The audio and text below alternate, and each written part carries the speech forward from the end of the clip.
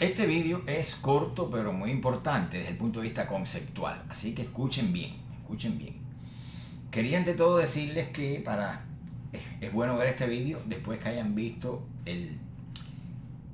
aquel otro en el que yo doy mi interpretación y la solución que veo en el experimento cuántico de la doble rendija, que como se sabe contiene toda la rareza de la mecánica cuántica y todos estos misterios que se han inventado, que si la conciencia influye sobre la realidad y todo eso. Vean mi vídeo, verán qué coherente es y que no hace falta ninguna de estas posiciones extremas para entender qué pasa en el experimento de la doble rendija. Ahora bien, les quería decir que tengan en cuenta, por ejemplo, que lo virtual, la realidad virtual, es una realidad de conocimiento, es conocimiento estructurado, y ello incluye a lo que sabemos del cosmos, del universo, a la teoría de la evolución, que no son más que taxonomía, pero también a los sistemas de referencia idealizados de la teoría de la relatividad. No se dice que sean falsos, que eso no sea real. Son reales, pero su realidad es de otro orden. Entonces, cuando empezamos a reducir la realidad solamente a su dimensión virtual, ahí se generan los problemas, muchos de los problemas, ¿ok? Por lo tanto, ¿qué pasa con la teoría de la relatividad específicamente? Que tiene límites, y los límites están dando señales ya, ¿entiendes? Y no solamente con la teoría de la relatividad, ¿no? El asunto es que, en buena medida, podría decirse, ya entrando en el tema de hoy, que Galileo torció el camino, como he dicho en otras ocasiones, ¿verdad? Si todos los cuerpos están en movimiento relativo unos respecto de otros, entonces el movimiento es indistinguible del reposo. Pero, entiendan una cosa, desde que nosotros salimos al plano de la relatividad, salimos al plano de la multiplicidad de sistemas de referencia. Tiene que haber necesariamente más de uno. Y toda vez que nosotros planteamos los diferentes sistemas de referencia, nosotros caemos en el plano de las idealizaciones, caemos en el plano del conocimiento estructurado, para llamarle de una forma un poco más digna a eso, ¿verdad? Entonces eso hay que tenerlo en cuenta, porque entonces hay procesos que no pueden, la naturaleza virtual de esos sistemas no pueden ser reales en el sentido de tener actualidad, ¿entiendes? Entonces hay que tener en cuenta que siempre va a haber un físico real y un físico imaginado. Por lo tanto, ojo con querer asumir que todo lo que se dice en términos relativistas es real. No, para nada. O digo real en el sentido de que tenga existencia, que la existencia es una realidad más bien de orden actual, ¿verdad? Entonces, el problema con esto es que el reposo y el movimiento son indistinguibles, dadas las mismas condiciones de este punto de vista relativista, ¿no? Cuando se dice que un cuerpo se mueve con relación o respecto de, un cuerpo se mueve con relación a o respecto de, ello implica que desde otro sistema podemos afirmar exactamente lo mismo, pero acerca del reposo. Un cuerpo está en reposo con relación a o respecto de. Entonces, son sencillamente indistinguibles desde el punto de vista conceptual, ¿okay? O sea, en mi opinión, el concepto de movimiento en la física es erróneo. Esto es importante. Esa es la opinión que yo tengo. El concepto de movimiento en la física es erróneo. El concepto de tiempo carece de sentido físico. Estoy hablando de la situación en que estamos actualmente. El concepto de movimiento es erróneo. El concepto de tiempo carece de sentido físico, porque se trabaja en la física con un tiempo existencial, ¿okay? Y cuando se plantea la pregunta acerca de la naturaleza del tiempo, el físico tiene o que quedarse callado o declararlo como una ilusión, porque a pesar de que trabaja con él, trabaja lo necesita, pero no hay manera que logre entenderlo, porque lo ve como una proyección geométrica, y por supuesto que el tiempo no es eso.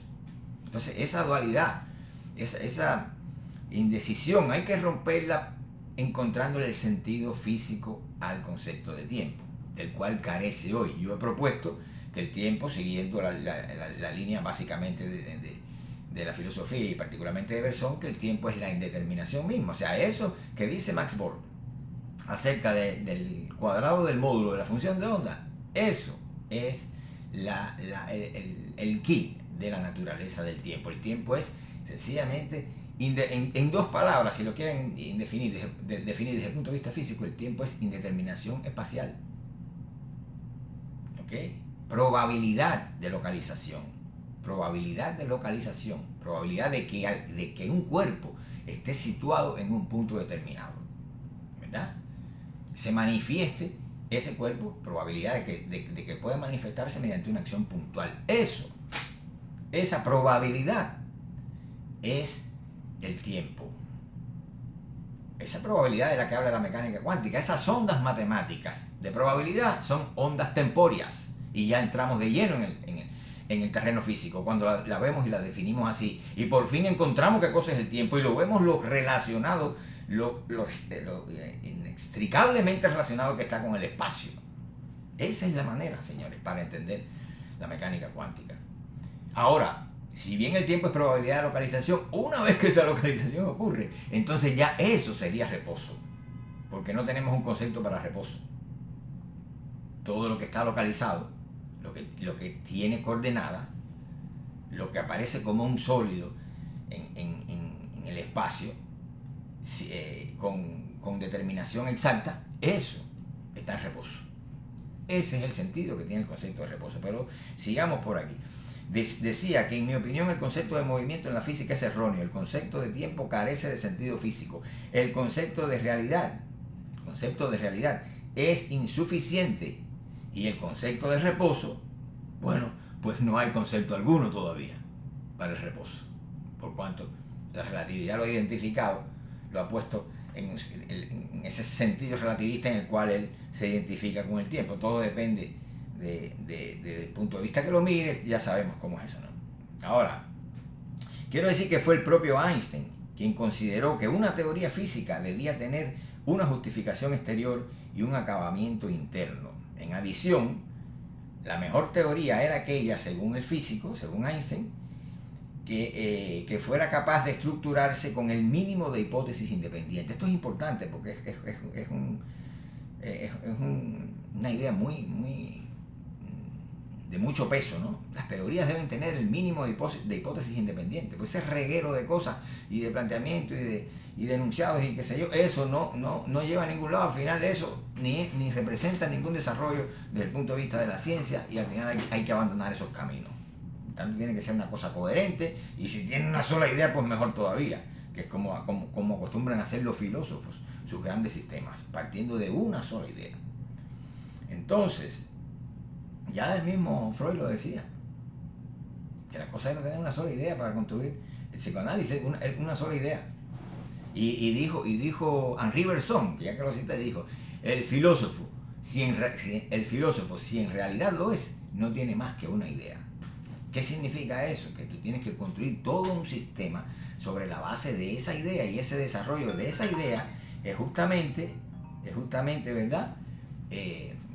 La coherencia que tendría, y la solidez que iría cogiendo la teoría o el sistema, en este caso, que es una cosa mucho más monumental, ¿no?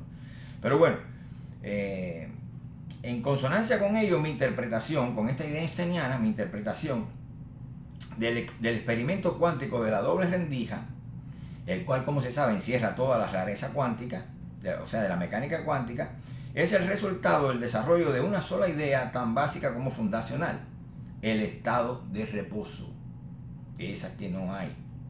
El descubrimiento del reposo, que no es la falta o ausencia de movimiento, entiendan bien, el reposo no es la falta o ausencia de movimiento, puesto que todas las cosas están de un modo u otro moviéndose, y esto incluso según la propia idea relativista, la perspectiva relativista. O sea, el reposo no es eso, sino el hecho, como ya dije, de tener localización, coordenadas, estar situado, encontrarse en algún lugar determinado del espacio.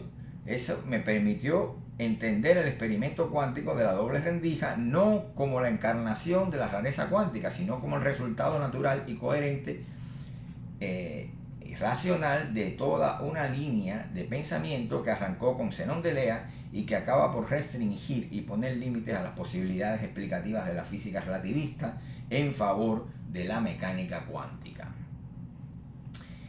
Entiendan eso, que es importante. O sea, el reposo no es ausencia de movimiento, igual que tampoco el movimiento no es todavía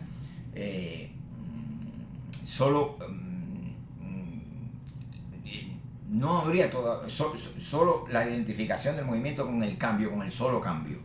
Esas son maneras muy unilaterales, muy estrechas de verlo, ¿no? Así pues, todo viene a parar a la pregunta.